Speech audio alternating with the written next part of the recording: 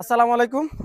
এই মুহূর্তে আমরা একটি উপকেন্দ্রে আছি। আজকে এই উপকেন্দ্রটার বাৎসরিক রক্ষণাবেক্ষণ। তো আমি যেখানে দাঁড়িয়ে আছি এটা হচ্ছে একটি ট্রান্সফরমার। এটা একটি পাওয়ার ট্রান্সফরমার। এটা 10 এমভিএ।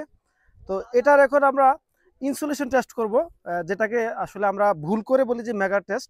তো এই টেস্টটা যারা জানেন তো জানেনই, যারা না জানেন তাদের জন্য আসলে কিভাবে একটা টেস্ট হয় ইনসুলেশন টেস্টটা, এটা আমরা আজকে দেখাবো। এই যে দেখতে পাচ্ছেন যে আমার পাশে দুই পাশে দুইটা সাইড, এটা হচ্ছে এইচটি সাইড বা প্রাইমারি সাইড, এটা হচ্ছে সেকেন্ডারি সাইড। তো এই প্রাইমারি সাইডে হচ্ছে তিনটা বুশিং দেখতে পাচ্ছেন, যদি R phase, Y phase, B phase. সেমভাবে এখানে হচ্ছে তিনটা R phase, Y phase, B phase, এবং এটা হচ্ছে নিউট্রাল। তো প্রথমে আমরা যেটা টেস্ট করব সেটা হচ্ছে আমার এই বুশিংয়ের সাথে এই বুশিংয়ের যে একটা রেজিস্ট্যান্স থাকার কথা বা গ্যাপ থাকার কথা, সেটা আছে কিনা।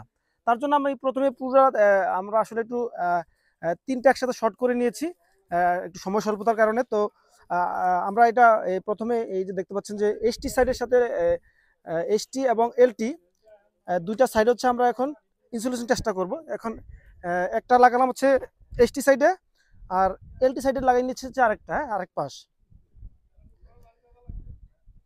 তো এখন আমি যেই এটা 45 সেকেন্ড সময় দিয়ে হচ্ছে আমি এটা দেখবো যে আসলে আহ, একটু আচ্ছা, এটা টেস্ট করতে গেলে আমি হচ্ছে 5000 ভোল্ট দিলাম। হ্যাঁ, 5000 ভোল্ট, এবং হচ্ছে সময় দিলাম হচ্ছে 45 সেকেন্ড।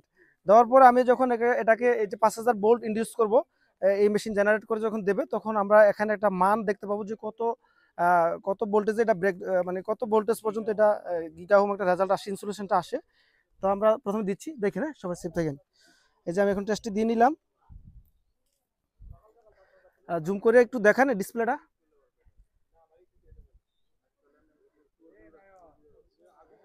আচ্ছা, 56.9, 57.0, এটা 13 সেকেন্ড হয়েছে। এটা দেখি, পুরোটা দেখার পরে রেজাল্ট আমরা দেখতে পাবো। এটা 45 সেকেন্ড দেওয়ার পরে এটা ক্যালকুলেট করে হচ্ছে একটা মান এখানে দেবে, যেটা গিগা হোম আসবে। যত বেশি আসে তত মানটা, যতটা দূরত্ব থাকে, ইনসুলেশন গ্যাপটা যত থাকে ততই আমরা মনে করি যে ভালো। সেখানে আমরা পেয়েছি হচ্ছে 46.7 গিগা। একটু জুম করে দেখেন। তো আমরা বুঝতেছি যে এটা অনেক ভালো অবস্থায় আছে।